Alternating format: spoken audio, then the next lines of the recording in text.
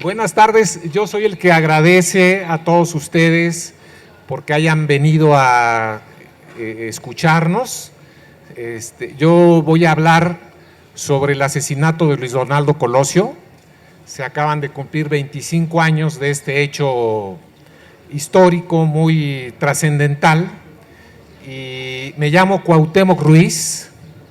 Estuve estudiando 8 o 9 meses este asunto. Tengo un texto que a lo mejor se pueda publicar, así que esto es una conferencia, no es una presentación de un libro todavía. El libro está nonato, ¿sí? Y no sé si así se quede, pero me va a dar mucho gusto poderles presentar algunas de las conclusiones a las que yo he llegado acerca de esta cuestión. Bueno, resumir en unos minutos las lecturas, 8 o 9 meses de lecturas y de investigación, está un poco difícil. De todos modos, voy a hacer un esfuerzo por decirles cuáles son las principales conclusiones a las que llegué. En primer lugar, sobre el asesinato de Colosio, también el gobierno construyó una verdad histórica. Ustedes conocen esta expresión, ¿sí? Es triste porque la conocemos, la referimos a la verdad histórica acerca de la desaparición de los 43 muchachos de Ayotzinapa, ¿sí? Verdad histórica para nosotros, porque esto ocurrió hace pocos años en México, es una mentira histórica, ¿sí? Que el gobierno inventa para decir, bueno, pues tal cosa, pues hacen una versión, ¿sí? Para que la gente diga, bueno, pues está bien, así fueron las cosas y ni hablar, ¿sí? Para quitar sobre todo responsabilidades sobre grandes crímenes, ¿sí? Entonces, una de las primeras conclusiones que yo saqué en mi investigación es que la verdad histórica, es decir, la versión oficial sobre el asesinato de Colosio, dijo que había sido víctima de un asesino solitario, es decir, de un loquito que de pronto pues se fue a un mitin, ¿sí? Y vio ahí que pasaba el candidato según su versión maltrató un poco a una señora porque no le hizo caso, le quería entregar unos papeles y entonces él, ¿sí? Se acercó para darle un disparo, pero no para matarlo, pero pues accidentalmente el balazo se lo dio en la sien, ¿sí? Y otro en el abdomen, ¿sí? Y pues así fue asesinado. Entonces, esa es una mentira histórica, fue un complot, fue una confabulación. Hay muchas pruebas y sobre esas voy a hablar un poquito más adelante. La segunda conclusión es que ustedes van a ver cómo están muy claros, de acuerdo con mi investigación, quiénes fueron los asesinos materiales. Es decir, no fue Aburto fue el que disparó el arma, pero hubo otras personas que le ayudaron a cometer el crimen, ¿sí? Los nombres de esas personas y lo que hicieron, yo eso lo tengo en mi investigación. Segundo tema, esos fueron los asesinos materiales. ¿Quién los mandó a matar a Colosio? Es decir, ¿quiénes fueron los asesinos intelectuales? Bueno, sobre eso también hice una investigación, ¿sí? Ahí tengo menos certezas, pero puedo señalar a algunos fuertes sospechosos. Voy a hablar de eso también. Tercero, para que la verdad histórica la pudieran, digamos, presentar, hubo encubridores. Es decir, hubo altos funcionarios que obstruyeron la justicia.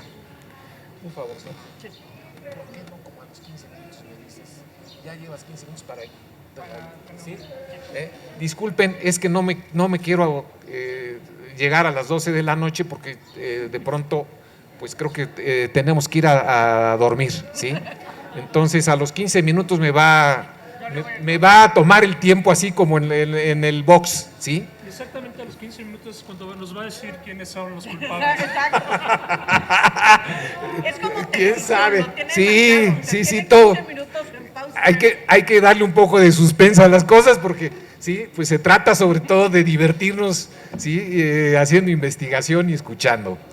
Bueno, entonces estas tres cosas son las que voy a hablar aquí, quienes encubrieron todo esto, sí, y vamos a hablar un poquito también de historia de esos años, porque si no nos referimos a los acontecimientos que estaban ocurriendo, entonces no se puede captar qué es todo lo que pasó, ¿sí? Bueno, sobre el complot, bueno, aparentemente, ¿sí? Fue un crimen perfecto, ¿sí? De repente nadie sabe, nadie supo, lo único que se sabe es que Aburto lo mató, ¿sí?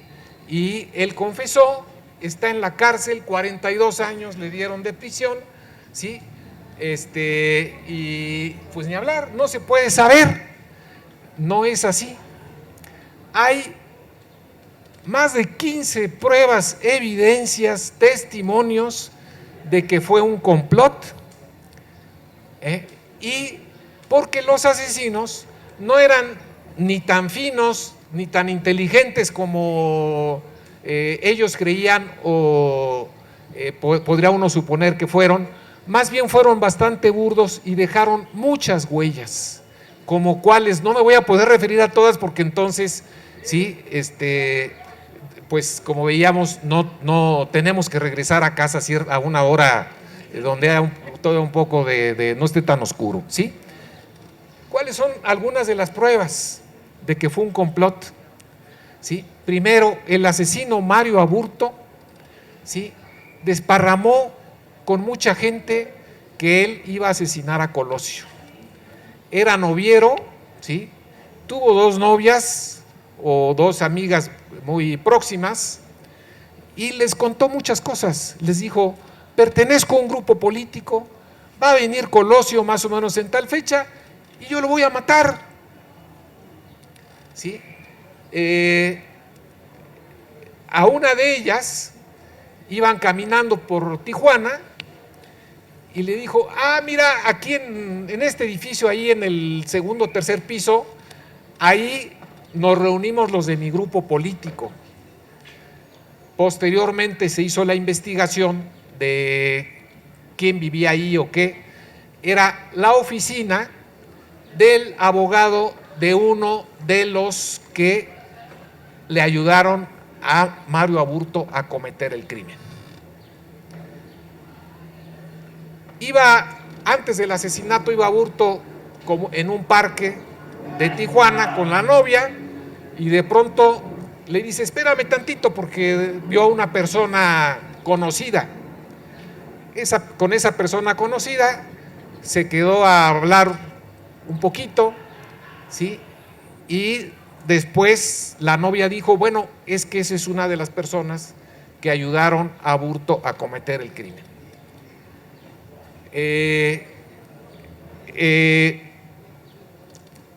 Hay también el testimonio de un matrimonio que vieron en la televisión a Aburto y dicen, ay, esa persona se nos hace parecida, ¿sí? Resulta que los vecinos de este matrimonio, de esta pareja, eran dos, los Mayoral, padre e hijo, que ayudaron al asesinato.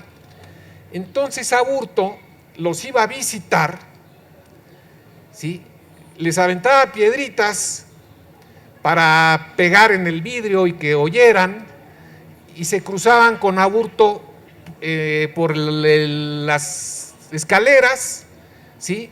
Y luego se subían a la azotea, Aburto y los Mayoral y otras personas, y ahí disparaban armas de fuego y hacían reuniones ahí, era evidente que hacían reuniones. Esa prueba está. Están pruebas también de una familia. Esta familia se dedicaba a vender armas de fuego, además de que eran piperos, vendían agua en pipas, y Aburto, antes del crimen, fue con dos de sus cómplices en el asesinato, fueron varias veces, 2 o 3 veces, a intentar comprar un arma mejor con la que asesinó Mario Aburto a Colosio. Además de esas evidencias, también hubo fotografías en donde están 3 o 4 o 5 de los complotistas con Aburto, fotografías y también videos donde se les ve hablando, personas que los vieron,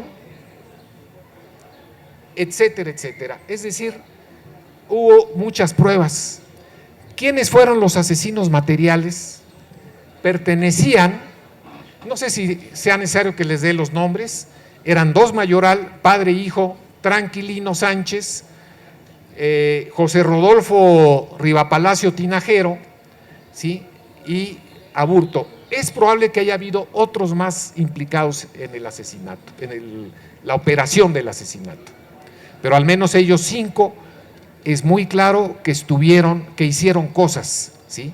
Por ejemplo, el principal guardaespaldas de Colosio, el general Domiro, que era el encargado del Estado Mayor Presidencial, ¿sí?, él dice, es que a mí, Tranquilino, ¿sí?, de repente cuando va, ustedes han visto esta película, este video donde lo matan, ¿sí?, dice, a mí de repente este señor que después supo que era Tranquilino, dice, me desplaza, ¿sí?, y es el que le permite a Aburto llegar hasta la sien o el cerebro de Colosio, ¿sí? Entonces hay muchas de esas evidencias y pruebas, ¿sí? Al menos fueron 5 los que participaron del asesinato como asesinos materiales, ¿sí? Eran del grupo Tucán. Tucán quiere decir Todos Unidos contra Acción Nacional. Era un grupo dentro del PRI, digamos de extrema derecha, que se oponía a que el PRI le hiciera lo que se llamaban concertas sesiones al PAN. El PAN tenía mucha fuerza en Baja California, le habían tenido que reconocer el triunfo de la primera gubernatura que acepta el PRI, que gana la oposición, es en Baja California en 1989, eso lo acepta Luis Donaldo Colosio cuando era presidente del PRI. Entonces, Tucán era la antítesis de, digamos, una persona como Luis Donaldo Colosio, ¿sí? Era un grupo de extrema derecha dentro del PRI, organizado principalmente en Tijuana, formado por expolicías judiciales, que la mayoría de ellos tenían historias de delincuencia. El jefe del Tucán, José Rodolfo Tinajero, Rivapalacio Tinajero, ¿sí?, una ficha, ¿sí?, por ejemplo, se había divorciado de la esposa y después va y mata al marido de la esposa, y a la esposa le da 2 tiros y le da no sé cuántas puñaladas, ¿sí? Pero esto como parte, digamos, de su forma de ser, ¿sí?, de una persona acostumbrada a delinquir, etcétera, etcétera, ¿sí? Policías, él había sido jefe de la policía. Entonces, el Tucán, o una célula del grupo Tucán, es el asesino material, ¿sí? No les hablo de más pruebas porque hago muy largo esto. ¿Quiénes mataron o quiénes mandaron matar a Colosio? ¿Sí? La versión más La gente no se creyó lo de la verdad histórica y de que Aburto de pronto, ¿sí?, se le chispó ahí la canica y lo mató, ¿sí? La gente, la versión más popular o el que circuló más en el pueblo fue que lo había mandado a matar Salinas de Gortari, ¿sí? Bueno, eso es muy probable, pero hay, en la investigación que yo hice, me he dado cuenta que habría que abrir más otros posibles sospechosos, ¿sí? ¿Como cuáles? ¿Sí? Para contestar esta pregunta de quiénes lo mandaron matar, tuve que hacer un análisis histórico, sobre todo para estudiar cómo estaban las diferencias dentro del PRI. Había diferencias profundas dentro del PRI antes del asesinato de Colosio, antes del 94. Ya habían los llamados dinosaurios, ¿sí?, representados principalmente por Luis Echeverría, ¿sí?, también por Jan González, que creo que muchos de ustedes saben bastante de él, ¿sí?, y por otros viejos políticos como Beltrones, ¿sí?, Mario Fanlio Beltrones, ¿sí? Ese era otro grupo dentro del PRI. El grupo hegemónico, el grupo que dirigía al PRI la presidencia era el de Salinas, pero este grupo se empieza a dividir en el año, ya al año 93 muestra fisuras. Un sector, ¿sí?, empieza a plantear que hay que conceder algunas cosas, un poco de democracia, el sector de Camacho Solís, Manuel Camacho Solís, ¿sí? Otro sector se va cerca de los dinosaurios, el de José Córdoba Montoya. Este señor era el encargado de la oficina de la presidencia, se decía que tenía poderes como de vicepresidente, manejaba el CISEN, manejaba el Estado Mayor Presidencial, ¿sí?, tenía muchos asuntos, o la mayoría pasaban por su escritorio, ¿sí? Ellos siguen siendo salinistas, pero se aproximan a los dinosaurios, que estaban completamente en contra de cualquier concesión, nada. Para ellos había que tener una línea dura. Y en el centro, digamos, estaba Salinas, que se movía entre la gente, entre estas dos posiciones. Y también Colosio, ¿sí? A Colosio lo pone, perdónenme, pero voy a desmitificar aquí a Colosio. Es muy penoso que lo hayan asesinado, ¿sí? Yo siento compasión por él, ¿sí? Yo nunca he sido priista, siempre estuve en contra del PRI, del PAN, ¿sí? Pero no me puede alegrar que lo hayan asesinado, pero también creo que debo ser objetivo. Colosio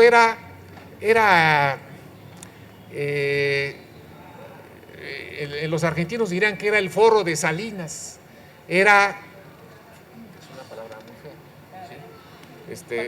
después les digo qué quiere decir forro en argentino, porque es muy feo, ¿sí? Pero era su seguidor abyecto, incondicional, sin ninguna personalidad, ¿sí?, obediente, ¿sí? Entonces, eso era Colosio, digamos, 93, ¿sí? Ya había esas fisuras importantes dentro del PRI, ¿sí? Pero estas fisuras se abren y se convierten en una situación muy crítica, porque ocurre un hecho fundamental en la historia del país, que fue el levantamiento armado del Ejército Zapatista el 1 de enero de 1994.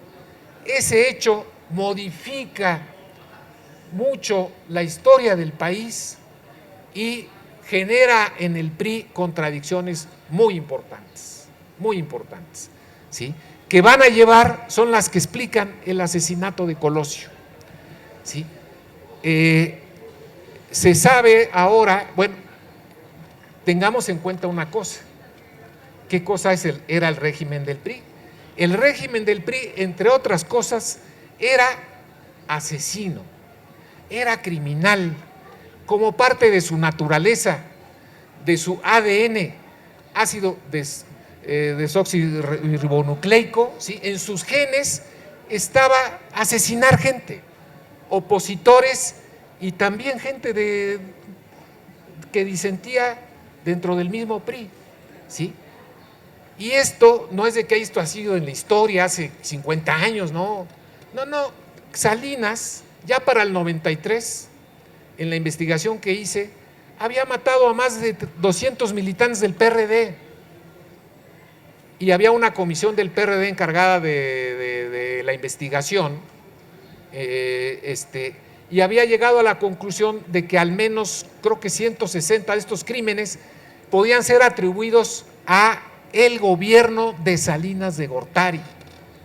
¿Sí? Les digo todo esto porque era gente acostumbrada a asesinar, y cuando llegó el momento y sintieron la necesidad de matar a Colosio, dijeron, pues va para abajo, ¿sí?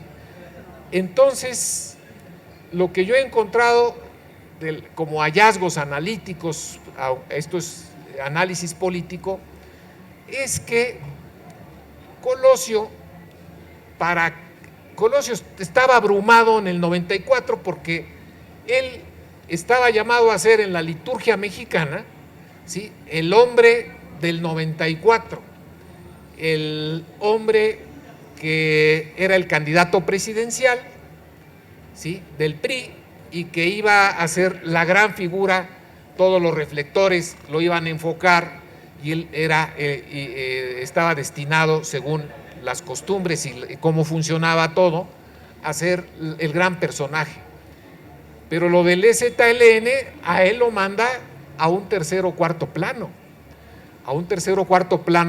triste, ¿sí?, porque lo más importante para la opinión pública nacional, para el pueblo de México, era la guerra que había en Chiapas, era las negociaciones después que se paró la guerra en Chiapas, y los protagonistas de estas negociaciones, que eran los zapatistas y Camacho por parte del gobierno, ¿sí? Entonces, Colosio pasa a un tercer o cuarto plano.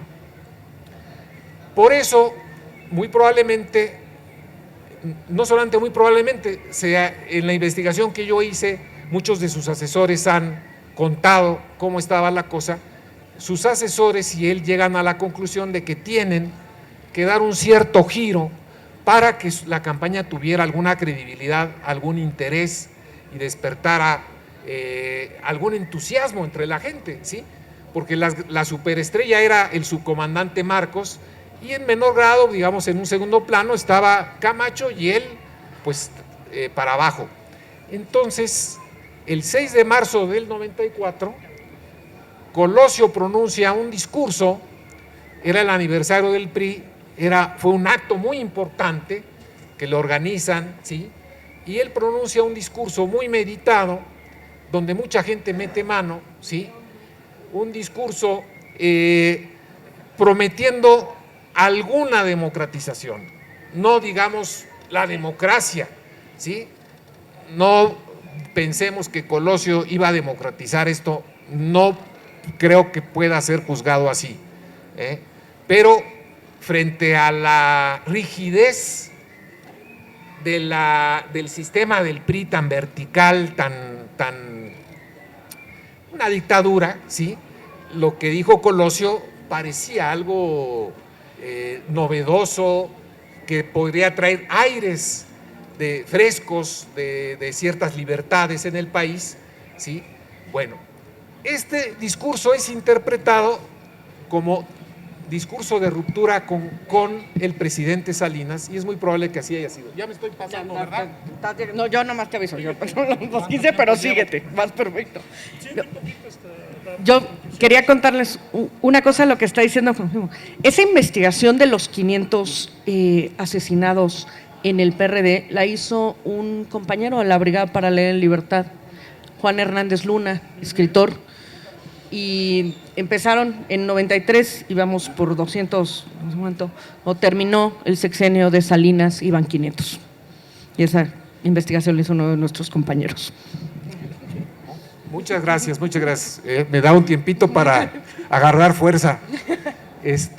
Bueno, esto puede interpretarse de que haya ocasionado una ruptura entre Colosio y el presidente. ¿Sí? Eso ahí hay que tenerlo muy en cuenta. Pero hay cosas que yo creo que no se han tomado en cuenta al analizar esta cuestión. Una de ellas es que ese discurso de Colosio lo acercó a Camacho, lo acerca a un ala del PRI que estaba también planteando diálogo, etcétera. O sea, eso simbolizaba a Camacho en ese tiempo. Yo nunca he sido priista ni mucho menos camachista, ¿sí? También Camacho era una cosa muy limitada. Su negociación con el EZ fue muy fea. Les dijo, aquí no se discuten ciertas cosas, ¿sí? Fue bastante, ¿sí? Dialogando, pero dialogando en un tono de no permitir, ¿sí? Ciertas cosas. Por ejemplo, no permitió Camacho que se discutiera la cuestión de la tierra, no permitió que se discutió la cuestión de la necesidad de una reforma electoral democrática, etcétera, ¿sí? Quería todo negociarlo como si fuera un problema de un pequeño grupo de indígenas marginados, maltratados, ¿sí? Y darles ciertas cosas y que ahí se acabara todo. Pero este discurso acerca a Camacho con Colosio, y ellos habían sido rivales que estaban muy enfrentados, porque Colosio sentía que Camacho le quería quitar la candidatura, lo cual era completamente cierto, ¿sí?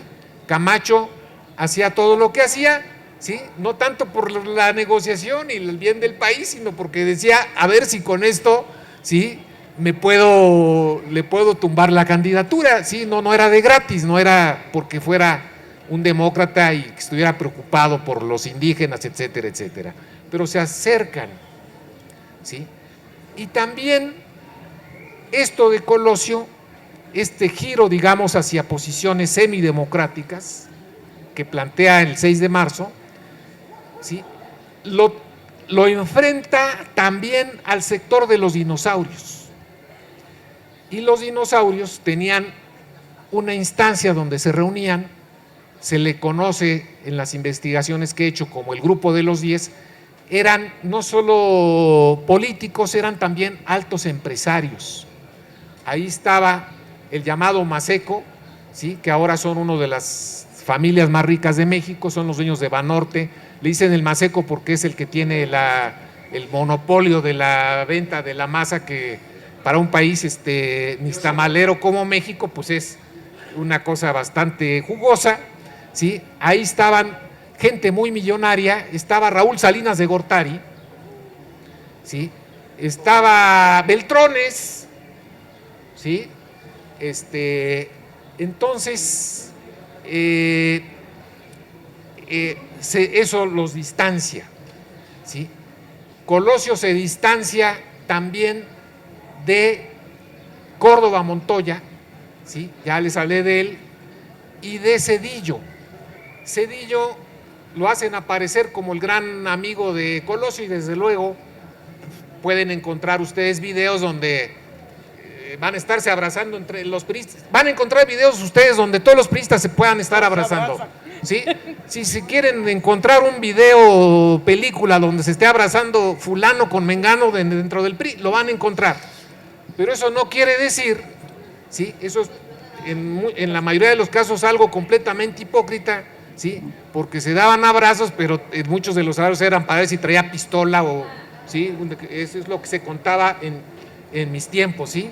De que para eso eran los abrazos, ¿sí? No era para, oye, ¿con cuánto te quiero? Sino a ver si no trae acá el puñal y me lo clava, ¿sí? Entonces, lo que yo he investigado es, Colosio estaba por quitar a Zedillo de la coordinación de la campaña y de sacarlo completamente de la jugada, lo iba a mandar al Banco de México, ¿sí?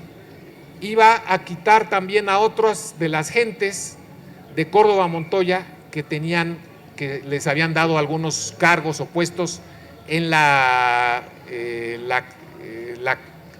campaña de Colosio, ¿sí? Esto… Es un tantito nomás el micro más para arriba para que te oigan. Perdón, Nos dicen los de atrás. Exacto.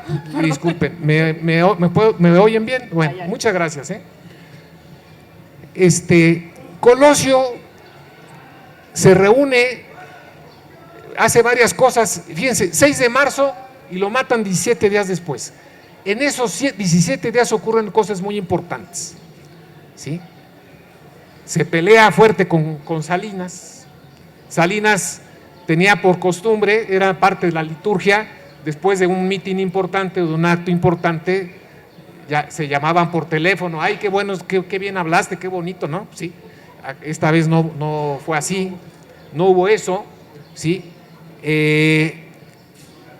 Colosio le manda comunicar a Salinas que quiere hacer cambios, quiere quitar a Cedillo, quiere quitar a 2 o 3 más que eran de la corriente de Córdoba, y Colosio y Camacho se entrevistan después del 6 de marzo en una casa aquí en Gelati, ¿sí? Creo que el dueño había sido, por cierto, delegado aquí de Azcapotzalco, ¿sí? Y tienen una entrevista muy cordial, de acuerdo con las versiones que hay de esta reunión, en donde le dice Camacho, bueno, pues yo ya no te voy a pelear esto, ¿sí? Tú te quédate con la candidatura, y Colosio le dice, bueno, muy bien, yo voy a abrir mi campaña y mi gobierno a gente de tu corriente. Es decir, iba a haber un realineamiento de fuerzas dentro del PRI, en donde venía un bloque de camachistas con gente de Colosio, ¿sí? La gente de Córdoba Montoya, que era muy poderoso, iba a quedar completamente fuera de la jugada, ¿sí? Córdoba no iba a tener ningún puesto público al terminar el gobierno de Salinas, ¿sí? Y esto después se hace público. Camacho, por ahí del 20 o 21 de marzo, llama a una conferencia de prensa y dice, yo ya no la estoy jugando para la presidencia, ¿sí? E inmediatamente Colosio contesta también con una conferencia de prensa y dice, y es muy elogioso hacia Camacho. Estos hechos son los que para mí conducen al asesinato de Colosio. Entonces, tenemos que se abre la gama de sospechosos fuertes. La gente de Córdoba Montoya, los dinosaurios, ¿sí? Que se reunían muy activamente, hacían reuniones y que comidas y que era para cantar y no sé qué. No era así, era para organizar la tenebra, como se decía en mis tiempos, ¿sí? La tenebra era, ¿sí? la grilla ruda, ¿sí? A Colosio el 23 de marzo, creo que fue miércoles, ¿sí? Colosio tenía una cita el siguiente sábado, que ha de haber sido 26 de marzo, en donde iba a acordar con Salinas estos cambios en el gabinete y meter a la gente de Camacho. No lo pudo hacer porque lo asesinan. Entonces yo he abierto esas posibilidades y tengo muchas pruebas de la participación, sobre todo del grupo Atlacomulco, en el asesinato. ¿Como cuáles? El principal jefe de los Tucanes, ya hablé de los Tucanes, de José Rodolfo Rivapalacio Tinajero, él era el jefe de los Tucanes, él era del Comité Municipal del PRI de Tijuana, aunque tenía recomendaciones de la CNDH por sus violaciones constantes a los derechos humanos, no le importaba, ¿sí? Él, nombre, y había matado a gente, como ya les dije, etcétera. Él era el jefe del Grupo Tucán. El Grupo Tucán fue el encargado de la seguridad, entre comillas, el 23 de marzo. Este señor, aparte de que había sido jefe de la policía, y que era, digamos, el encargado de la seguridad dentro del PRI, y era el encargado de la seguridad de toda la gira de Colosio por Baja California, ¿sí? Además tenía otra chambita, y aquí vienen las claves del crimen, donde uno puede ya ir viendo, ¿sí?, cómo había nexos con gente que es sospechosa del asesinato. Este señor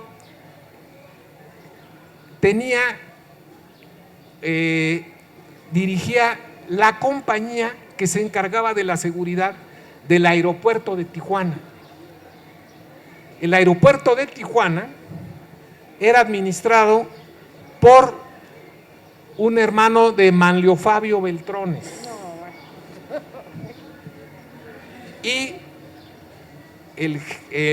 la compañía que se encargaba de la seguridad la encabezaba este señor, el jefe del Tucán, ¿sí?, que cayó a la cárcel un poquitos días acusado de ser cómplice del asesinato de Colosio, ¿sí? Encabezaba la compañía, pero ¿quién era el dueño de la compañía? El dueño de la compañía era uno de los principales miembros del grupo Atlacomulco, ¿sí? El señor todavía anda por ahí, ¿sí?, porque es dueño de transportes. Es uno de los contratados de los dueños de ETN para sacar a los migrantes hacia la frontera, ¿sí? O sea, el hombre sigue siendo un magnate del transporte, y él también tenía esta compañía de seguridad que le daba seguridad al aeropuerto de Tijuana, ¿sí? Los grupos de seguridad que se supone que fueron a cuidar a Colosio, ¿sí?, fueron el grupo Tucán, ¿sí?, fue el grupo Vallas y Orden, y este grupo de Vallas y Orden también lo dirigía una persona con un pasado mafioso, ¿sí?, y también era financiado por el mismo grupo Atlacomulco, por el sector que manejaban los autobuses, ¿sí? Entonces se encargaban, dos de los grupos que se encargaban de la seguridad, ¿sí?, eran propiedad del grupo Atlacomulco. El grupo Atlacomulco los financiaba, les pagaba a los miembros de estos grupos de seguridad. Había otro grupo de seguridad que iba a los mítines de Colosio. Tenía un nombre feo, pero era un poco injusto, les decía en el grupo de los sucios. En realidad no eran sucios, lo que pasa es que iban algo chamagosos para confundirse entre las multitudes, y ellos se encargaban de estar viendo pues personas sospechosas, etcétera, etcétera, ¿sí? Eran expertos en artes marciales, algunos habían sido exboxeadores, ¿sí? O sea, era un grupo muy eficiente para este tipo de seguridad. ¿Qué pasó con este grupo el 23 de marzo cuando asesinan a Colosio? Le dan la orden de que no asista, ¿sí? Entonces se quedan dos grupos y el Estado Mayor Presidencial cuidando a Colosio, ¿sí? Pero el Estado Mayor Presidencial tenía el objetivo de crear un diamante, así le llaman la formación diamante alrededor del candidato, diamante porque son 4 los que lo rodean y evitan que cualquier persona pueda llegar, ¿sí? Eso lo hacía el Estado Mayor Presidencial. Después el grupo de Vallas y Orden, ¿sí?, hacía una valla como de 10 personas, una segunda línea de defensa, ¿sí? Y el grupo de los sucios es el que era más versátil, ¿sí?, estaba viendo que había sospechosos, etcétera, etcétera, ¿sí? Entonces, esa fue la seguridad, ¿sí? Bueno, entonces, me estoy alargando, ¿sí? Ahí tengo muchas pruebas de muchas cosas, los Beltrones, muy probablemente metidos en esto, y sobre todo, piensen ustedes quién era el dueño de Tijuana en esos años, y lo sigue siendo. Jorge Jan Ron. Jorge Jan Ron. ¿sí? Jorge Hanron es del grupo Atlacomulco de aquí de Toluca, pero ellos se fueron a colonizar Tijuana, así, el hijo de Carlos Han González, Jorge Hanron. Yo digo casado con el Macé, con la hija de Macé. no, ese es otro. Ese es otro, ese es el primogénito, ¿sí? Pero es lo mismo, es Bueno, familia. sí, Jorge Hanron, ya a estas alturas, 1994, ya era el responsable del asesinato de uno de los principales periodistas de Tijuana, el codirector de la revista Z, una revista muy importante, ¿sí? Lo mataron sus guardaespaldas. Sus guardaespaldas cayeron a la cárcel. Él no cayó. ¿Sí? Este señor, le decían el Gato Félix, del pueblo, ¿sí? Lo mataron los guardaespaldas. ¿Por qué les digo que fue a colonizar? Porque creó un enclave en Tijuana. ¿Ustedes saben su casa de cuántos metros es de Jorge Hanron? ¿Cómo? Zoológico. Tiene un zoológico. Tiene un zoológico que tiene de 25,000 a 30,000 animales en Tijuana. Yo vivo en una casita de menos de 40 metros, ¿sí? Y luego como otros 35 arriba. Me siento muy dichoso porque veo que otros viven en 40 metros o 35. Soy un privilegiado.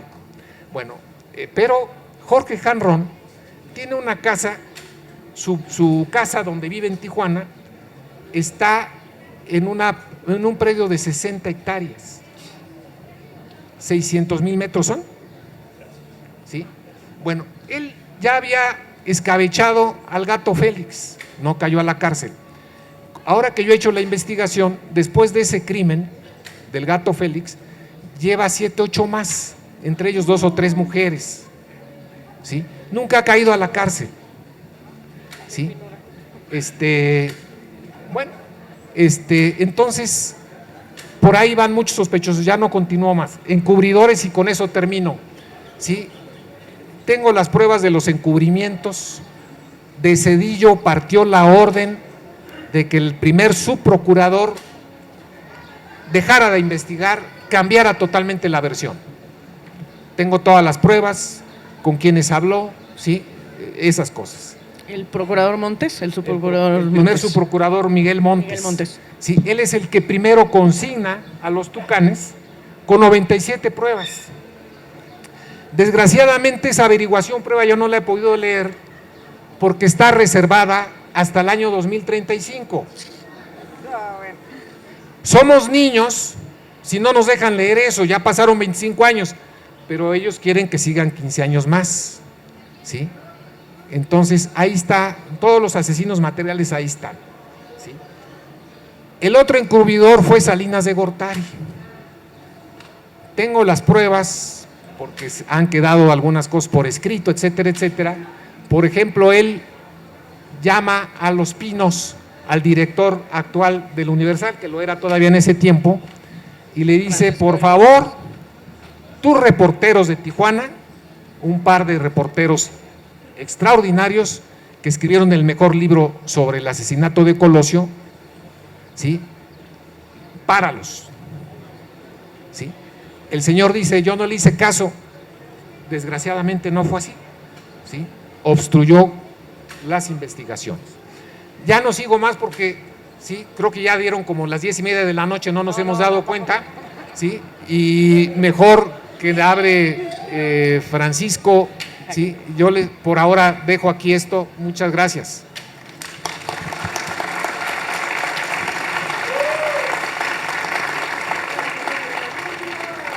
No, continuando con tu charla, y digo, pues esta es una charla, la aparición de Beltrones en el lugar es ¿sí?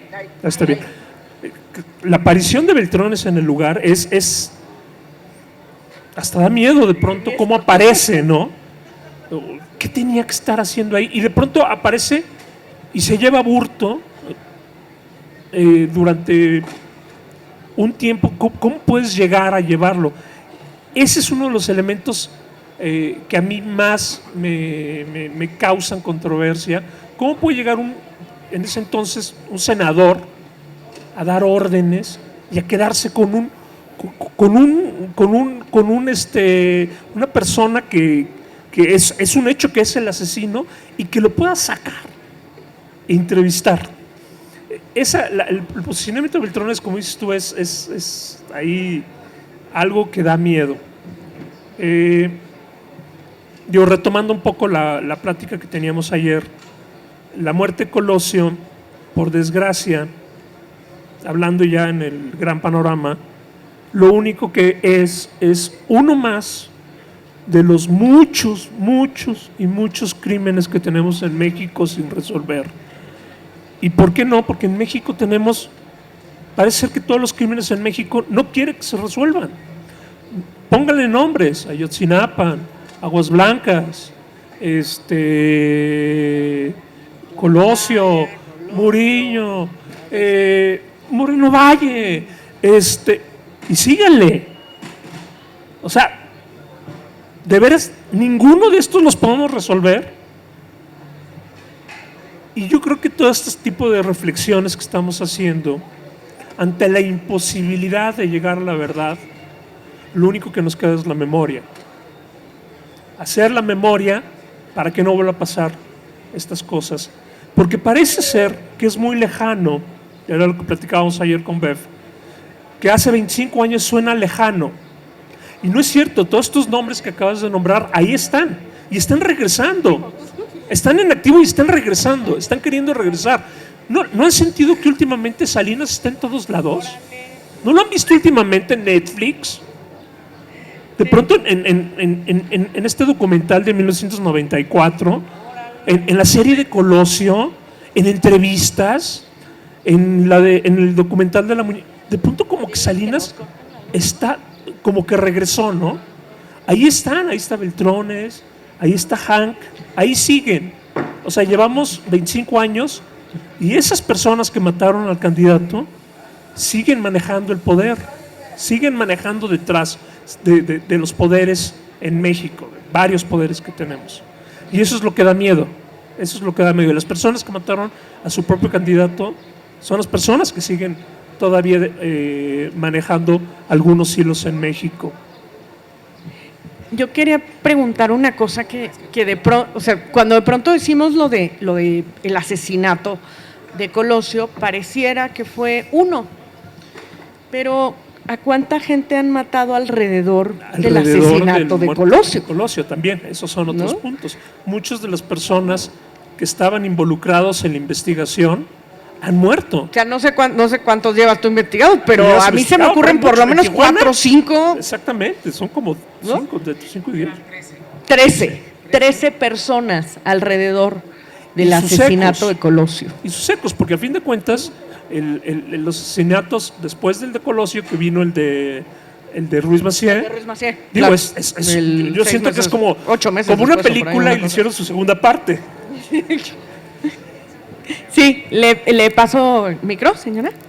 Sí, sí, nada más un favor, déjenme libre ese asiento para que pueda yo mover la cámara y le paso el micro a la señora para hacer una pregunta.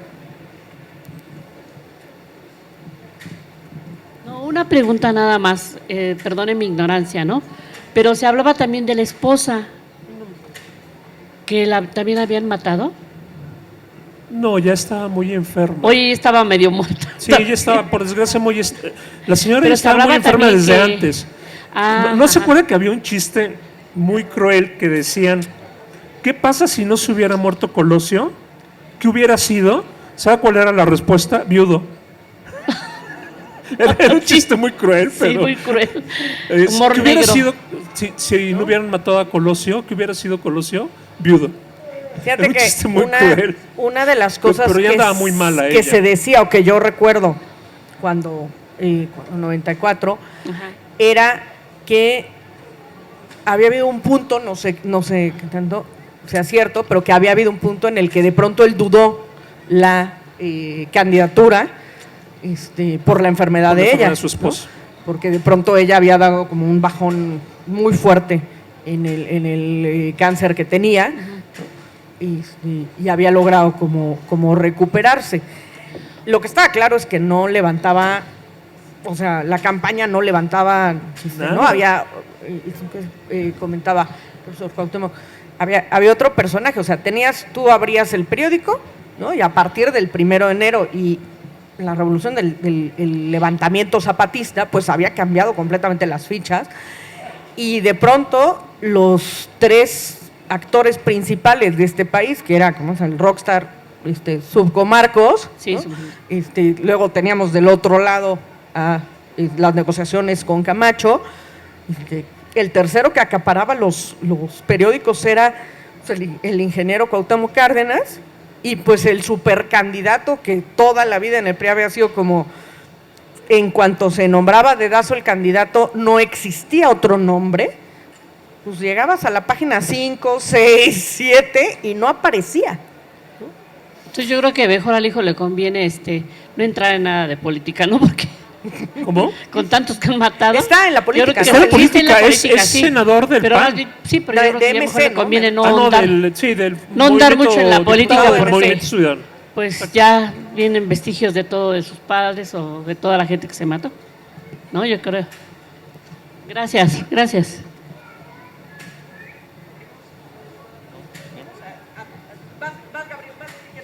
Sí, abrimos.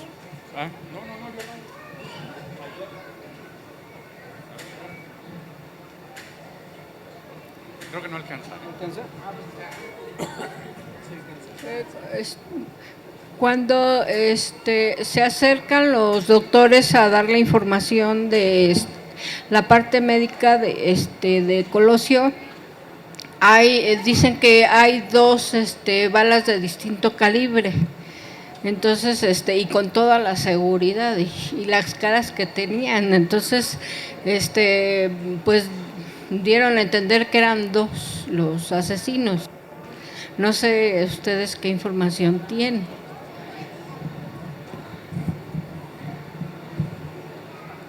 No sé si prefieran que haya más preguntas. ¿Más preguntas? Preguntas y comentarios.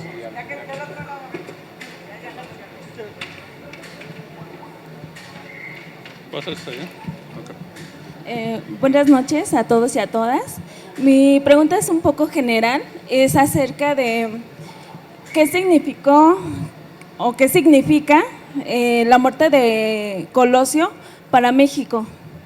O sea, yo sé que es un ámbito muy grande, político, económico, tal vez hasta religioso, pero sí me gustaría saber qué significa o qué significó su muerte para México. Son directos. ¿Alguien más? Por favor. Buenas noches. Yo, sin querer contradecir al expositor, solamente recuerdo que en el sexenio del señor Calderón, él mandó detener, o parece que hasta donde recuerdo, sí pisó la cárcel Jorge Hank Ron. Gracias.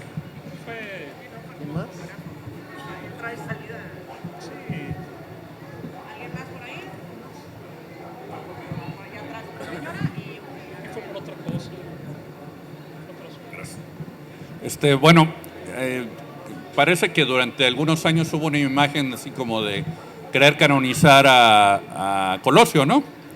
Y la verdad yo lo recuerdo, yo en esa época trabajaba en el gobierno y pues la gente más importante de la política desde antes de que Colosio fuera candidato era Camacho Solís.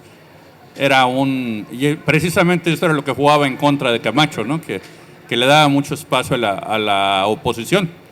Entonces, pues después de que Colosio murió, pues se volvió un santón de la política y pues la verdad es que por ningún lado, ¿no? Quizá tenía un poco de apertura, un tipo un poco menos bárbaro, menos retrógrada que lo peor del PRI, pero finalmente era parte del PRI, era parte de ese sistema podrido del que tratamos de librarnos hoy todavía, ¿no?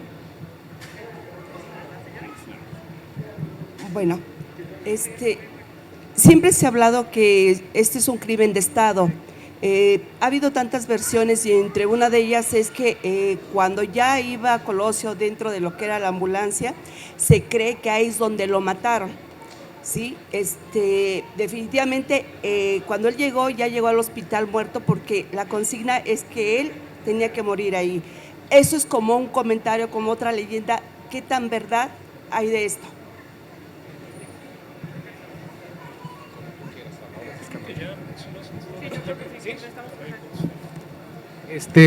Voy a pasar a contestar.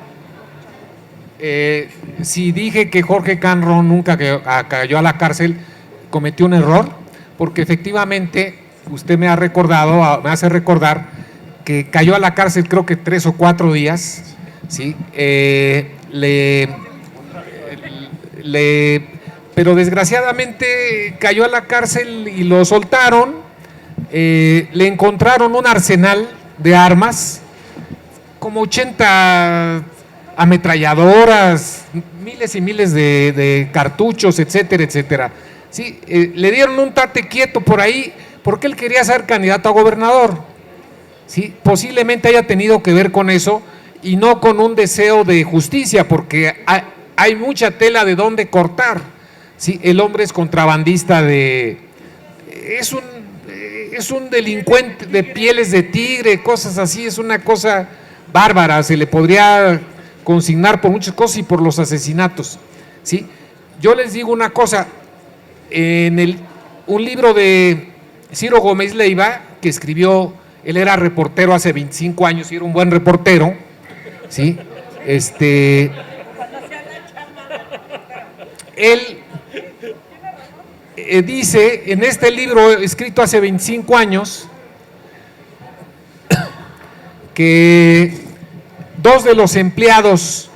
No se paren, va a ir, a ver, aguanten tantito. Hay libros para todos, vamos a regalar, por cierto, el libro que le vamos a regalar ahorita. No se preocupen, Oscar va a dar por fila, ustedes los van pasando para que no se crucen, entonces les va a la fila y los va pasando, ¿ok? Perdón, adelante. Sí, gracias. Ciro Gómez Leiva era un buen reportero hace 25 años. Escribió un libro muy interesante, ¿sí? Él hizo reportajes y luego los condensó en un libro que publicó hace 25 años, o sea, él reporteaba y publicaba. Él dice que como parte de sus investigaciones, 2 de los tucanes de los que les he hablado, Mayoral y Tranquilino Sánchez, eran empleados de Jorge Canron. ¿Sí? Bueno. Otras cuestiones. La muerte de Colosio, su significado histórico, para mí, yo comparto lo que ha dicho el señor, ¿sí? Pero quiero darle otro ángulo al asunto. En México ya había muchos asesinatos antes de que mataran a Colosio. Hemos hablado acá de 200 o 500 asesinatos políticos, ¿sí?, que llevó a cabo al menos Salinas de Gortari. Pero hay un problema y quedaron impunes. El problema es que cuando matan a Colosio, siendo Colosio el hombre fuerte, el que estaba destinado a ser el mandatodo de México, y hay impunidad, quiere decir que la impunidad fue imparable a partir de ese momento, ¿sí? Ya nadie tenemos ninguna seguridad, ¿sí? A cualquiera nos pueden matar, ¿sí? Y si no encontraron al asesino de Colosio, que era una persona muy importante, pues al menos yo, que soy una persona modesta y ando en el metro y ando en bicicleta, ¿sí?, trasladándome, pues nadie, la impunidad va a continuar. Entonces ahí se desata totalmente la impunidad. Otras cosas, lo de que a Colosio lo matan en la ambulancia, no es cierto eso. El disparo de Mario Aburto fue muy certero, ¿sí? Fue muy certero. ¿cómo pudo llegar hasta ponerle la pistola a o a lo mejor hasta le tocó la 100? ¿Sí? Los sesos quedaron por ahí, es una cosa espantosa, ¿sí? Uno de los muchachos que iban ahí a un lado, ¿sí? Le caían todos los sesos, o sea, él fue como si bajaran un switch.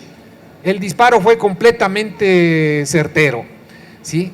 Lo del segundo tirador no lo creo que haya sido así. Es un caso polémico.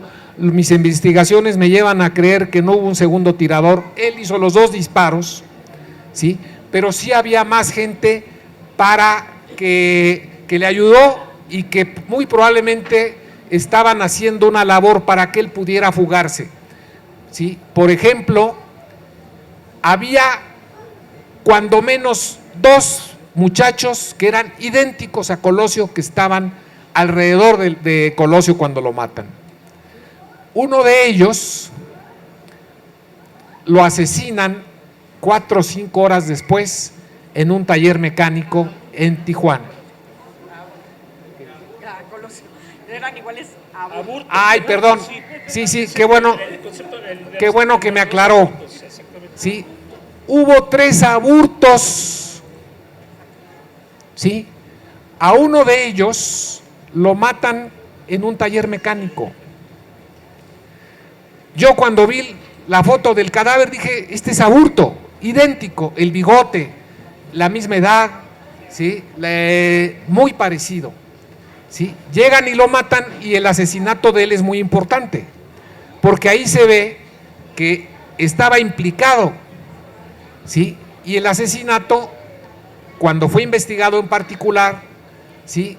Los que lo investigaron, y aquí honro a los reporteros del Universal que les hablé antes, ellos encontraron que era un policía ligado a Loza Parra, que era el jefe de la policía de Tijuana, ¿sí? Y que los que van a recoger el cadáver de la policía judicial, ¿sí? Él era un policía judicial, ¿sí? Que también estaba ahí en el taller, iba a trabajar al taller, pero era un agente encubierto, ¿sí? Era gente de Loza Parra, del jefe de la policía judicial. Los que van a recoger al cadáver eran personas ligadas a Manlio Fabio Beltrones, ¿sí? Entonces,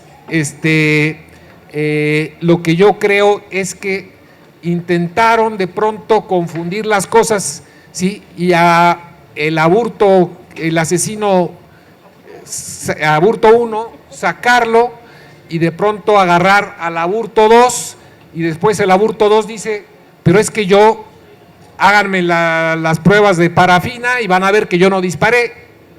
Estoy especulando en este punto, ¿sí? Pero hubo 3 abortos, ¿sí? Hubo 3 abortos.